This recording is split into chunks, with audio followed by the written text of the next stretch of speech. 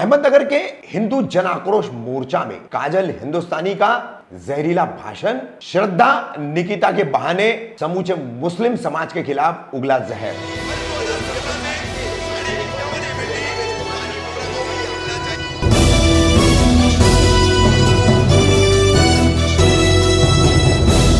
कामदार हिंदुस्तानी reporter में आपका स्वागत है। महाराष्ट्र के अहमदनगर में जैसे कि श्रद्धा वालकर हत्याकांड, जिसमें आफताब पूनावाला अपराधी है, पकड़ा गया है, कानून पुलिस सभी अपना काम कर रहे हैं, मगर उसके बावजूद इसको इस तरीके से प्रचारित किया जा रहा है जैसे फिल्म द कश्मीर फाइल्स को एक प्रचार तंत्र की तरह आतंकियों की कार्रवाई को सारे मुसलमानों के मत्थे मढ़ने की जिस तरीके से इस्तेमाल किया गया, उसी तरह से अब श्रद्धा आफताब लिव इन रिलेशनशिप और इसमें श्रद्धा की अपनी यातनाएं, वेदनाएं, उसकी शिकायतें, पुलिस की अनदेखी, इन तमाम मुद्दों को जोड़ करके आफताब को सीधा समूचे मुस्लिम समाज का इकलौता एक प्रतिनिधि बना करके कैसे इसको थोपा जा रहा है और फिर कैसे समूचे मुस्लिम समाज के खिलाफ पूरे देश भर में, पूरे महाराष्ट्र भर में माहौल बनाया जा रहा है। तो उसकी मानगी है ये 14 दिसंबर बुधवार का वीडियो हम आपको दिखा रहे हैं अहमदनगर का। यहां पर हिंदू जन आक्रोश मोर्चा निकाला गया था इन्हीं मुद्दों पर, लव जिहाद वाले मुद्दे पर।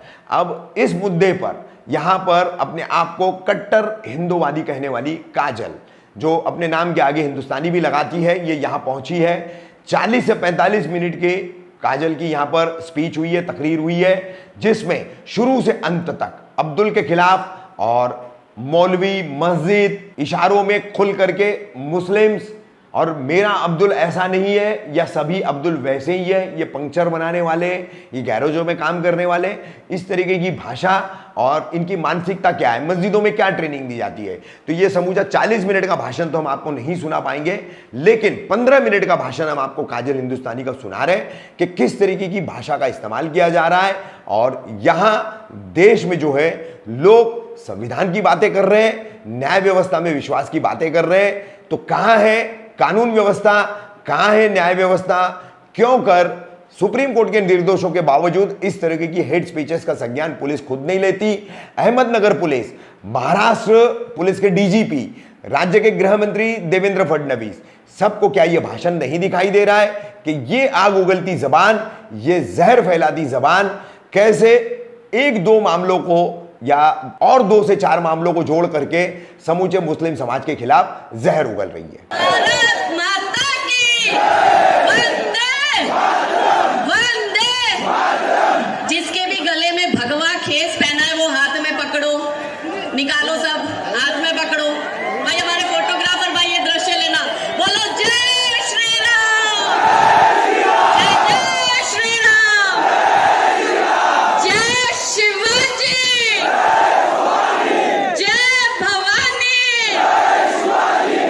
जिहादियों की रूह कांपनी चाहिए ये दृश्य देख के, क्योंकि देश का हिंदू अब जाग चुका है।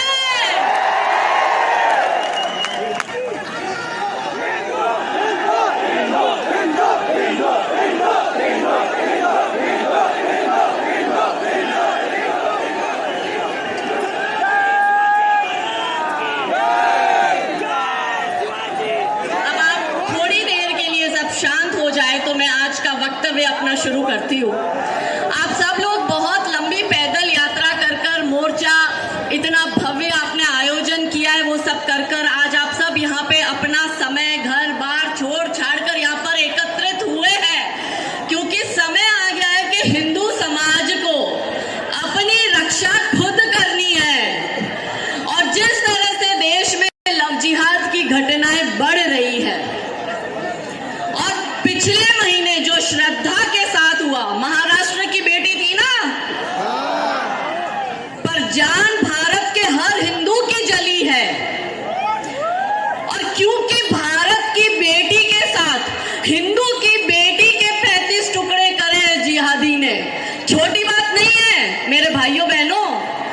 मैं भी हजारों किलोमीटर दूर से यहाँ पे आई हूँ और इसलिए आई हूँ कि कोई एक भी मेरी बात समझ लेगा और मेरी भारत की एक बेटी भी जाग जाएगी तो हमारा ये जीवन सफल होगा।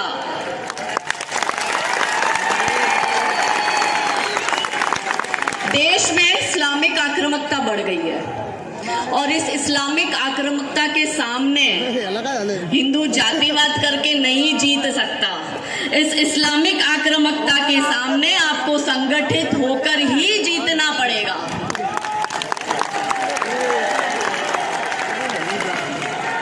कोरोना वायरस ने किसी घर को छोड़ा है? छोड़ा है? ये जिहादी वायरस है, घर घर में घुस चुका है और इसका एंटीडोज हमारे ही पास में है।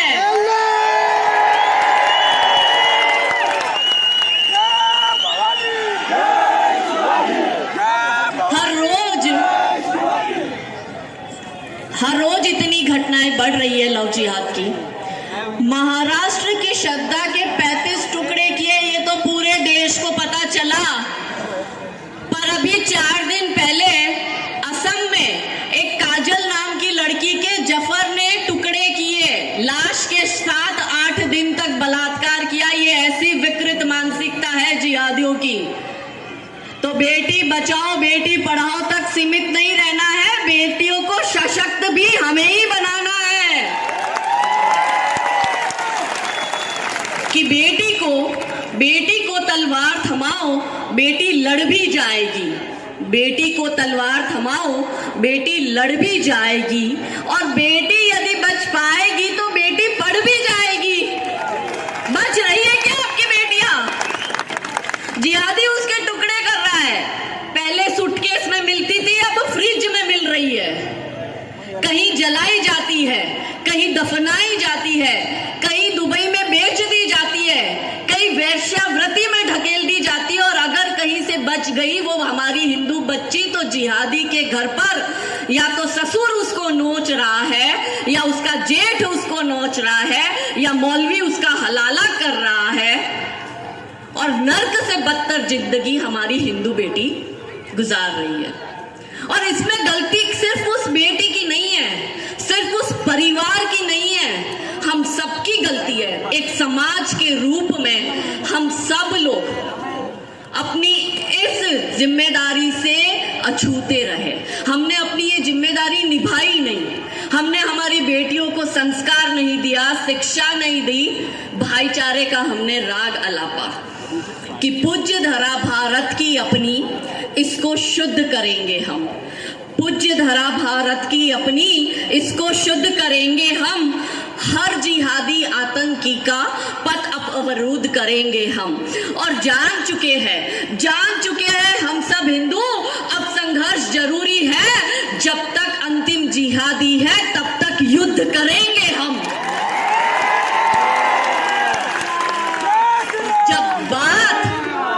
जब बात महिला सम्मान और महिला सुरक्षा की आती है मेरे भाइयों, तो 0 टॉलरेंस होना चाहिए। यहाँ पे मेरी बहनें, मेरी बेटियां बैठी है, कितनी मुझे सुन रही होगी।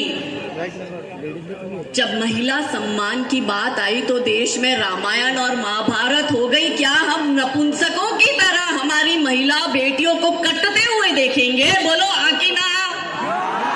कितनी लाशें देखोगे? किस तरह से लव जिहाद हो रहा है? देश में एक पूरा षड्यंत्र चल रहा है और ये लव जिहाद 4 स्तर पे हो रहा है। आप समझना कैसे माइक्रो प्लानिंग करते हैं, छोटे छोटे लेवल पर प्लानिंग हो रही है। हमारे घर की 13 साल की बेटी भी इन जिहादियों के चुंगल में है। आपके परिवार में अगर 13 साल की बच्ची है, मैं ये नहीं कहती कि आप उनकी जासूसी करो, आप 13 साल की उम्र से ही अपनी बच्चियों को सशक्त बनाओ, उनको जीजाबाई बनाओ।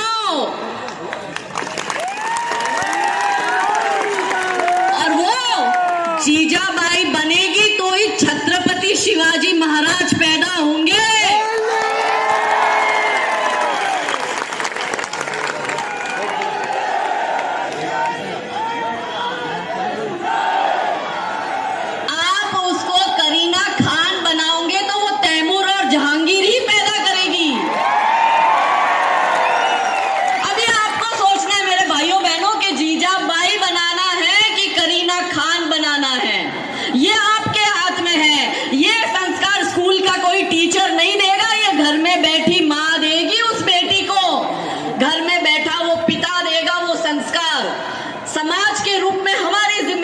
बनती है। ऐसा नहीं है ना कि पड़ोसी में दर्जी की बेटी है तो मेरे को क्या है, पड़ोसी में चौधरी की बेटी है तो मेरे को क्या है, पड़ोसी में शेट्टी की बेटी है तो मेरे को क्या है, ब्राह्मण की बनिए की बेटी है तो मेरे को क्या है। ऐसा नहीं होना चाहिए। पड़ोस की बेटी, अपने घर की बेटी, अपने समाज की बेटी, अपने कुल की बेटी, अपने गोत्र की बेटी है।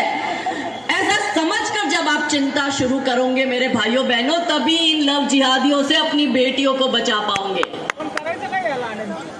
तो 4 स्तर पर हो रहा है। एक कर रहा है बॉलीवुड की फिल्मों के माध्यम से लव जिहाद हो रहा है। दूसरा, डर का माहौल खड़ा कर कर लव जिहाद हो रहा है। तीसरा, सोशल मीडिया के माध्यम से लव जिहाद हो रहा है। और चौथा, ड्रग्स के माध्यम से लव जिहाद हो रहा है। आप लव जिहाद का खाली एक ही स्वरूप देख रहे हो, आपको पता नहीं है ये शैतानी राक्षस नर भक्षक कितने स्वरूपों में हमारे सामने बैठे हैं। बॉलीवुड की फिल्में महाराष्ट्र में हो और बॉलीवुड आया है मुंबई में, मतलब कि महाराष्ट्र में पीढ़ियां की पीढ़ियां बर्बाद कर दी इस बॉलीवुड ने। आर्थिक बहिष्कार होना चाहिए इनका, सामाजिक बहिष्कार होना चाहिए। ये फिल्में बनाते हैं लव जिहाद पर। इन्होंने फिल्म बनाई केदारनाथ, थोड़े दिन पहले फिल्म आई थी। उसमें दिखाते हैं कि एक पंडित की लड़की केदारनाथ की यात्रा करती है और जिहादी खच्चर चलाने वाले के घोड़े पर बैठती है और यात्रा के दौरान ही उसको उस टट्टू चलाने वाले जिहादी से प्यार हो जाता है और वो लड़की उस जिहादी के साथ भाग जाती है। मुझे बताओ, हमारी हिंदू की लड़कियां, हमारी माताएं बहनें, हमारी बेटियां जो 4 धाम की यात्रा करती है, वहां इन जिहादियों से क्या नैन मटक्का करने जाती है? हाँ कि ना? तो ये अपनी बॉलीवुड की फिल्मों में ऐसा दिखाते हैं। मैं 13 साल की उम्र से वैष्णो देवी जाती हूँ, हर साल जाती हूँ। वहां पे खच्चर टट्टू चलाने वाले ज्यादातर मुसलमान हैं, जिहादी है। मुझे तो आज तक कभी किसी जिहादी से प्यार नहीं हुआ, मुझे तो कोई खच्चर टट्टू चलाने वाले से प्यार नहीं हुआ।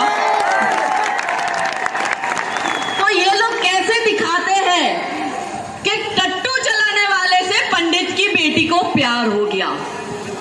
एक पिक्चर आई थी अतरंगी रे, थोड़े दिन पहले ही आई थी। अतरंगी रे में क्या दिखाया? अतरंगी रे में दिखाया कि वो लड़की, हीरोइन जो है, वो डायलॉग क्या देती है। हीरो बोलता है कि मेरा प्यार तो मैं मेरे समाज में कर रहा हूँ और मेरी शादी भी उससे होने वाली है। तब हीरोइन है वो कहती है कि तेरा प्यार भी कोई प्यार है, तू तो हिंदू है और अपने ही समाज में शादी कर रहा है, प्यार तो मेरा है। तो हीरो ने पूछा क्या प्यार है तेरा, बता। तो वो कहती है कि मैं ठाकुर की लड़की और वो कतई मियाँ भाई, और ये है असली लव स्टोरी। ये डायलॉग है पिक्चर में। हमारी 13 साल की लड़की जब वो फिल्म देख रही है तो उसको क्या लगेगा कि हिंदू होके हिंदू में प्यार करना, शादी करना, बॉयफ्रेंड बनाना लव स्टोरी नहीं है। असल लव स्टोरी तो ये है कि आप हिंदू होके मियाँ भाई से प्यार करो। यही दिखाया अतरंगी रे में।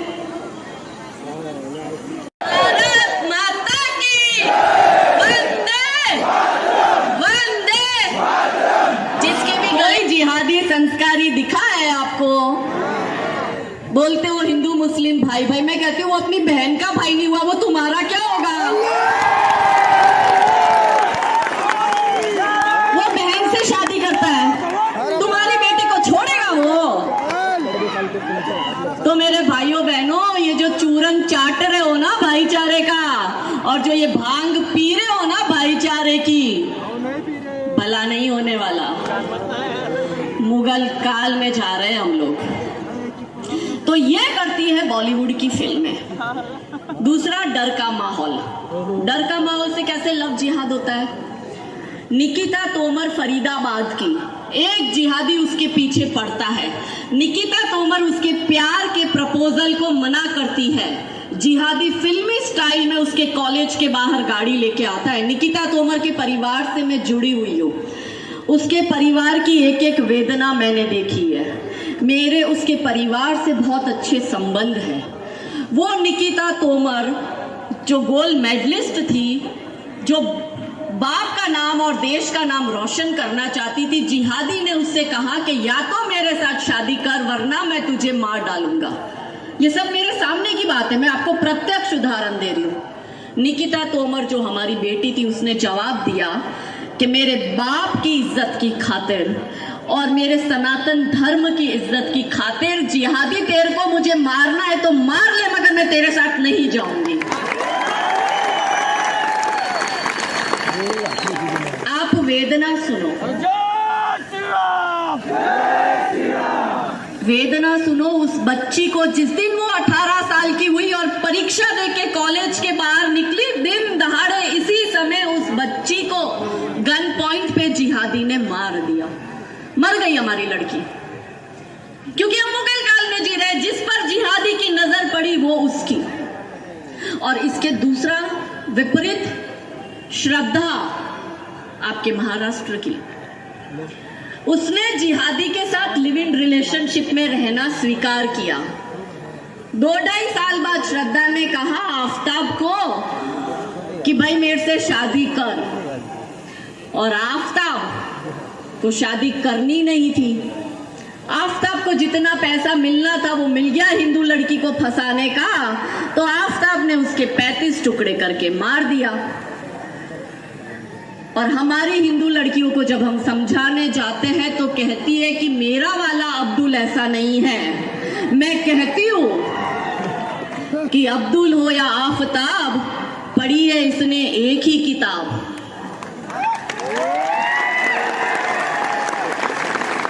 और इन सबको एक ही जगह ट्रेनिंग मिलती है।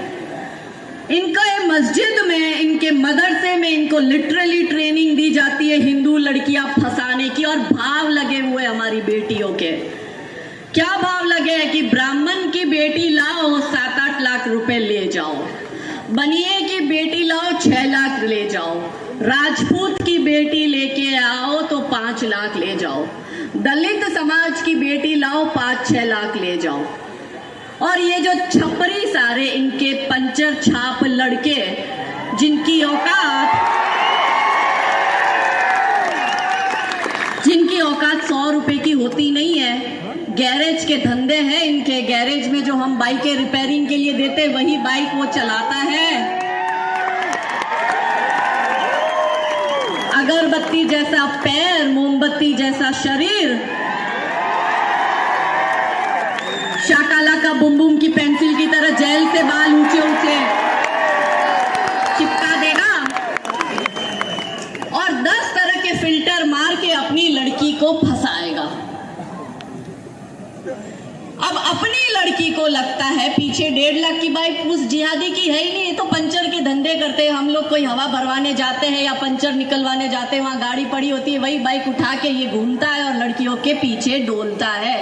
ये काम है अब्दुल का, और इस काम के अब्दुल को हर महीने 50,000 मिलते हैं। इनकी बकायदा ट्रेनिंग होती है।